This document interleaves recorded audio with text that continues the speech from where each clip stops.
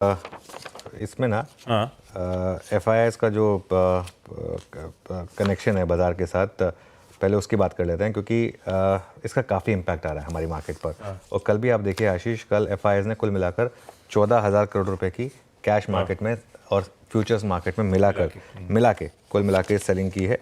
और ये काफ़ी इंटरेस्टिंग है क्योंकि अब तक हम क्या बात कर रहे थे कि 1,000 करोड़ की, 2,000 करोड़ की, 3,000 करोड़ की, ये सब सेलिंग जो है इनको मार्केट एब्जॉर्ब कर सकता है, लेकिन उससे ज़्यादा मार्केट शायद एब्जॉर्ब ना कर पाए।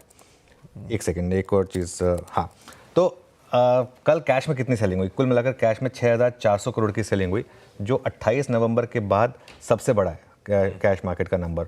और इंडेक्स और स्टॉक फ्यूचर्स जो कि डायरेक्शनल होते हैं, उनको अगर आप मिला दें तो कुल मिलाकर 7,600 करोड़ की और सेलिंग हुई है, इंडेक्स फ्यूचर और स्टॉक फ्यूचर्स को मिलाकर। तो इसके लिए कुल मिलाकर cash plus index future plus stock futures, इन तीनों को मिलाकर हो गई 14,000 करोड़ की सेलिंग। अब दिक्कत क्या है कि ये जो FIIs का मूड स्विंग आजकल चल रहा है, ये मूड स्विंग थोड़ा सा आपका चार्ट बिगाड़ देता सारा का सारा। हम बात कर रहे हैं ना कि आप लॉजिकल स्टॉप लॉस लगाएं एक मार्केट में तो शायद वो लॉजिकल स्टॉप लॉसेस ना लगें, लेकिन जिस तरीके से ये मशीनें फायर होती हैं, ये सारे के सारे चार्ट्स का समीकरण जो है वो बिगाड़ देती हैं। और ज़्यादातर जो FII की सेलिंग होती है वो होती है 5 से 6 बड़े स्टॉक्स में, 5 से 6 बड़े स्टॉक्स में वो कुल मिलाकर कॉन्सेंट्रेटेड होती है। इसलिए रिलायंस वगैरह दबाव में बार बार आ रहे हैं, इसीलिए वो रिलायंस वगैरह, खैर रिलायंस के तो गिरने के अपने कारण भी हो सकते हैं, कुछ और भी हो सकता है। हाँ, ये एक रीज़न हो सकता है, लेकिन यही कारण है कि कुछ दिनों में ना, पिछले कुछ दिनों में जो मार्केट गिरा है वो इंडेक्स में ज़्यादा गिरा है। अगर आप ओवरऑल व्यू देखेंगे, कल सेकेंड हाफ में मिड कैप भी गिर गया, लेकिन अगर आप index versus Nifty versus mid cap या स्मॉल कैप देखेंगे, स्मॉल कैप ने तो भी 3 दिन पहले ऑल टाइम हाई भी लगा दिया था। कल मिड कैप भी सेकेंड हाफ में गिरा, उसका भी कारण है। लेकिन एज अ ट्रेडर आप क्या कर सकते हैं? अभी कुछ टाइम के लिए आप मिड कैप और स्मॉल कैप में रहें या स्टॉक स्पेसिफिक रहें, वहाँ बड़ा पैसा बन रहा है।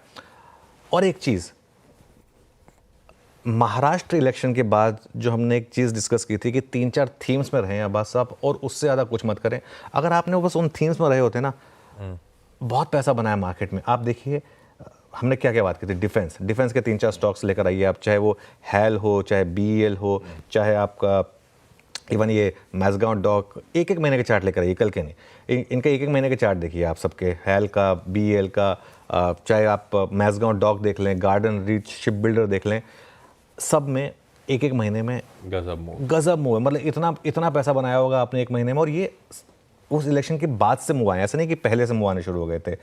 डिक्सन टेक देख लीजिए आप, डिक्सन टेक, रियल एस्टेट के स्टॉक्स देख लीजिए, हमने मैक्रोटेक, ओबेरॉय रियल्टी, ये कुछ स्टॉक्स की बात की थी कि इनमें आप पैसा लगाइए जब महाराष्ट्र इलेक्शन के बाद, कि ये थीम्स, तो थीम अगर आपने अच्छी थीम पकड़ लिए तो मार्केट ने बहुत पैसा बना के दिया। पैसा किसका गया है?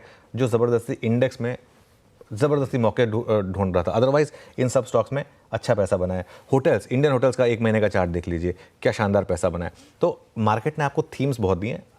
देखिए, एक ट्रेडर का काम होता है मार्केट की थीम को रिस्पेक्ट करना। अगर स्टॉक स्पेसिफिक में पैसा बन रहा है और एक थीम में पैसा बन रहा है तो उसमें रहिए ना। क्या ज़रूरत है कि आपको इंडेक्स या बड़े स्टॉक्स में पैसा बनाना है? बड़े स्टॉक्स में पैसा नहीं बन रहा, लेकिन छोटे स्टॉक्स में पैसा बन रहा है, और ये छोटे स्टॉक्स भी नहीं है, ये रीजनेबली बड़े स्टॉक्स भी हैं, ठीक है। जहाँ तक मिड कैप की बात है, कल सेकेंड हाफ में मिड कैप क्यों गिरा उसका भी मैं कारण बता देता हूँ। क्योंकि कल मार्केट जिस तरीके से ताबड़तोड़ गिरे जा रहा था, एक रिस्क ओपन हुआ कि वो जो 24,180 का फ्राइडे का लो था, क्या वो भी टूट सकता है निफ्टी पर, और अगर वो टूटा तो वो ओवरऑल सेंटीमेंट काफ़ी ख़राब करेगा। इस वजह से कल कुछ लोगों ने मिड कैप में भी प्रॉफिट बुक कर लिया, लेकिन मेरा ये मानना है कि आज भी मिड कैप आउट परफॉर्म करेगा।